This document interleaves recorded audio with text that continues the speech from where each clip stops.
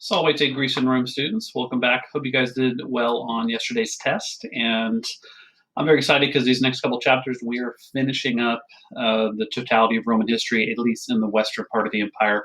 The eastern part of the empire goes on for another 1,000 years. We don't quite have time for that, but we're going to do the best we can to finish up through the fall of the Western Empire in 476 AD. And today we start with chapter 13, which is the rise of Christianity and the growth of the barbarian threat. We're going to do this chapter probably this week mostly, and then next week we would do chapter 14, and then probably having our test on chapter 14 by the end of next week, just to give you an idea of where we're going, and that would be our final test of the year, is a test on chapters 13 and 14. Last chapter you learned all about the rise of Diocletian, what we call the Tetrarchy, where power was split between four emperors. You had two Augustuses and then two Caesars, kind of the waiting in the wings of Caesars. And at the end of the chapter, we had the rise of Constantine. And Constantine won the Battle of the Milvian Bridge against Maxentius, and then he becomes recognized as Augustus in the West. And he ruled jointly along with Licinius for a good part of the beginning of his reign. And today we'll talk about the part where he reigns on his own for a while. And if you remember, one of the reasons he's called Constantine the Great is because he was the emperor to basically rule the entire east and western half of the empire, whereas it had been split under Diocletian. So Constantine brought it back under the command of one person for the first time in a while, and we'll see how that works out. So,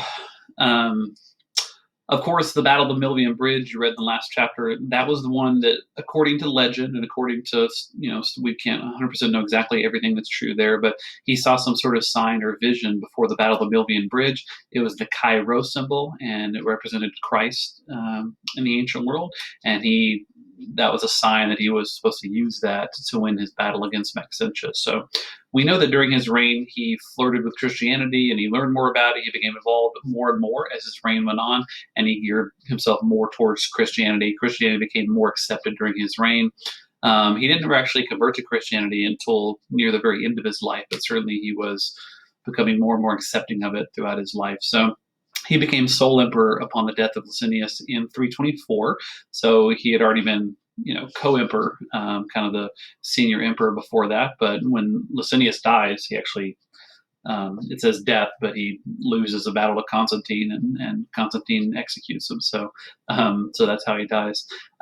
His idea was that he would be sole emperor, but he would pass on his power to his sons, who would kind of continue the Tetrarchy, because he had multiple sons, and it's going to kind of create a divided dynasty with his various sons ruling. And even we've seen before that brothers don't always get along whenever there's power like this involved, brothers, cousins, things like that. So his sons, he had appointed Constantine II, one of his sons, and also Crispus. He appointed them Caesars in 317. They were the older ones. Eventually, when his other sons grew up a little bit, Constantius II and Constans, he also appointed them Caesars. So he had four sons who were, appointed to kind of rule with him and to be his successors at one point. And the names, he seemed to like his name, and we naming them all after himself. An important thing that he and Licinius did, they agreed and issued the Edict of Milan. Now, we learned about the Edict of Toleration in the last chapter. The Edict of Milan went further. This was in 313 AD, and this basically guaranteed that the government would no longer persecute Christians. Remember, Diocletian had a pretty large-scale persecution of Christians, and it also made Christianity an accepted religion within the Roman Empire, right? It did not make it the official religion of the empire. That's not what's happening, that, okay, Rome is all Christian now, but it was accepted and allowed to be practiced without fear of official government persecution, right? Doesn't mean all the Romans would just snap their finger, let's be Christian because Constantine wants to. There was a shifting towards that a little bit, but certainly some people were holding on to their pagan beliefs for a long time. So it was a very gradual thing. We talked about the Great Persecution in the previous chapter that was instituted by Diocletian and some of the other tetrarchs. And sometimes when you're persecuted like that, that creates rifts within your own organization. And so during his reign, Constantine wanted to fix some of these rifts within the Christian church. And so he called a few councils together, which basically would bring together priests and bishops and church leaders to discuss things all in one place and to come up with official statements and dogma for the Christian religion. And there's a very famous one we'll talk about on the next slide. So the move myself out here. The Arian heresy is a very important thing to realize during the reign of Constantine. A heresy is any time there's someone in a religion who is seen to be teaching incorrectly, to leading followers astray with their teaching. And so the Arian heresy is one of the more famous, maybe the most famous heresy in Christian history.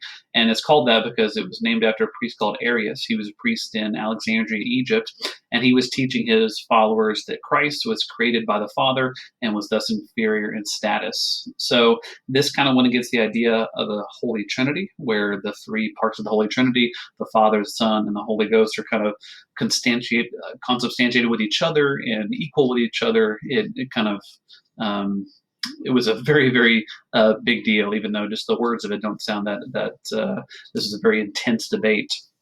Alexander, who was the bishop of Alexandria at the time, denounced Arius's teachings as heresy and basically said, you're not permitted to teach these things. And so Constantine wanted to settle this because Arius was picking up followers, and it was kind of a debate that was embroiling the church.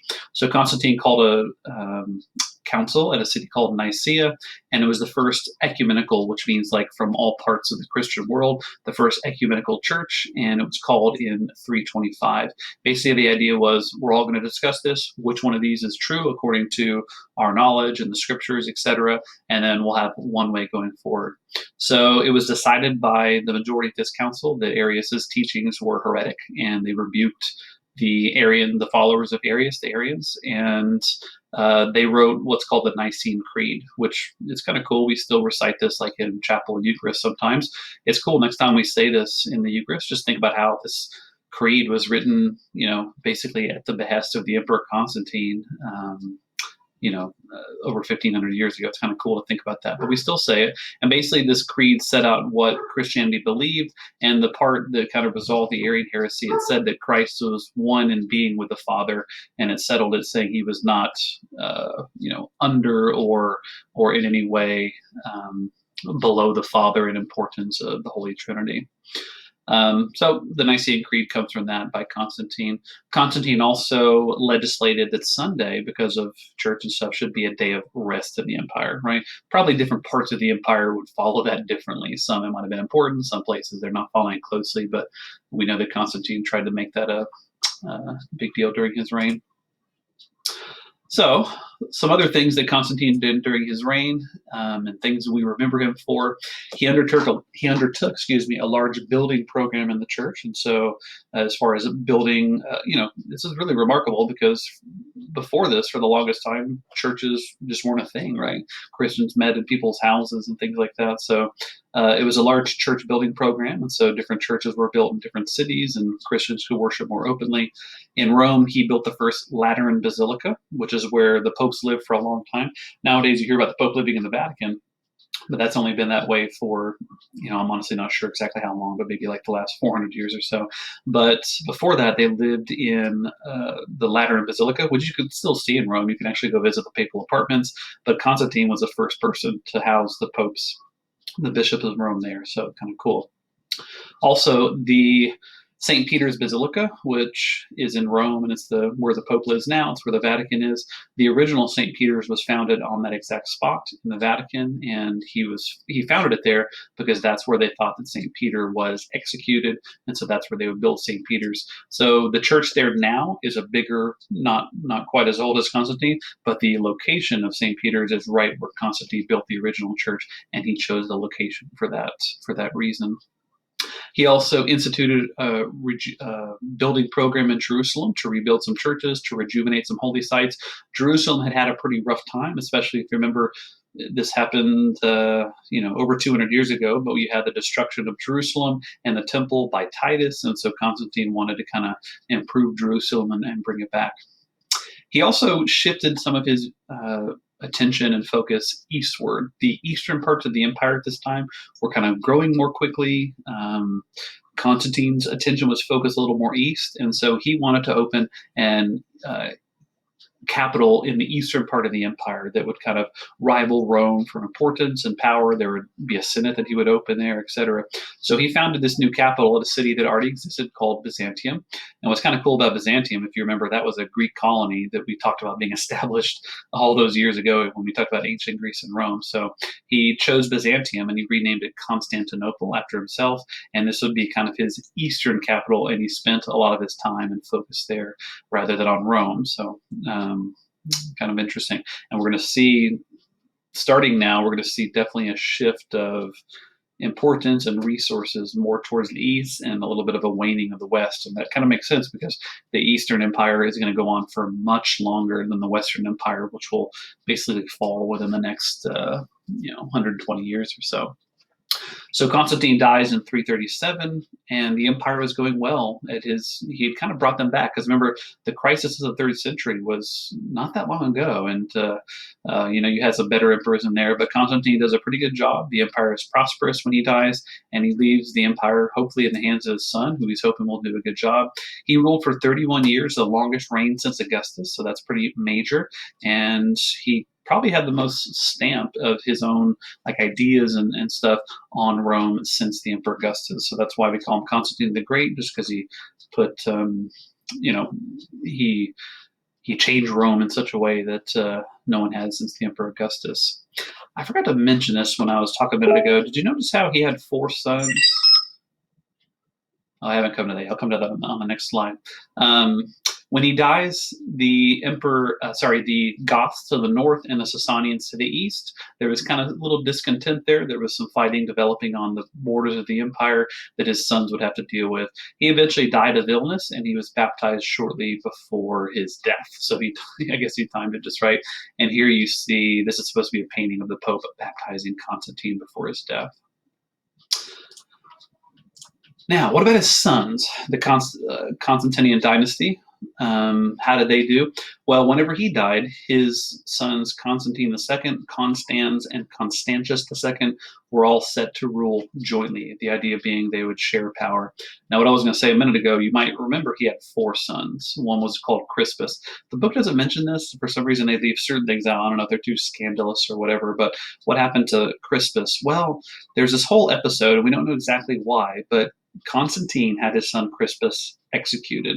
He also had his wife at the time executed. And again, this is one of the great mysteries of history. Maybe that's why the book didn't go into it, because we don't know why this happened. But we think that there was some sort of scandal that went on with his wife and his son, that they did something that made him so angry and who knows, embarrassed. I'm not sure, but that caused him to kill his son Crispus. I wish we knew more about it. But if you're curious about that, look up his son Crispus, and you'll see some conspiracy theories of exactly why he killed his son Crispus and killed his wife. He seemed to have regretted it later in life, like he might have made a rash decision, but it's hard to go back on killing your son like that. So you have Constantine II, Constans, and Constantius II. They're set to rule jointly. This arrangement didn't last long. His sons weren't quite as, they just didn't get along harmonious like he was hoping. And before long, Constans and Constantine II go to battle against each other, and Constans wins and kills his own brother, Constantine II. So Constans becomes ruler of the western part of the empire after this. And you still have Constantius II in the eastern part of the empire. In 350, though, the army grew weary of Constantine's leadership, and he's executed. They proclaim their own general in the west called Magnentius as their Augustus. And so you have now 2 of Constantine's sons killed even after his death. Only one of them remains, and that's Constantius II. So now you have Magnentius in the west and Constantius in the east. Constantius had been fighting in the east against the Sasanians. He has to abandon this basically because you have this usurper. Usurper means someone who is claiming to be emperor, who they would say is not a legitimate emperor. So he has to abandon the Sasanian campaign, leave it suddenly to go back and fight against Magnentius, and he eventually defeats Magnentius, who commits suicide in 353 after the battle. So Constantius now is the only emperor, so it's a big job for him. He appoints several Caesars to help him defend the empire because there's stuff going on. The Goths are getting to be a threat in the north, the Sasanians in the east. Things are kind of getting bad, so he doesn't want to do it all by himself. He appoints several Caesars to help him, but anytime you think it's going to be a good thing appointing someone else, sometimes the splitting of power, the sharing of power didn't go well, and there's civil wars happening during this whole time.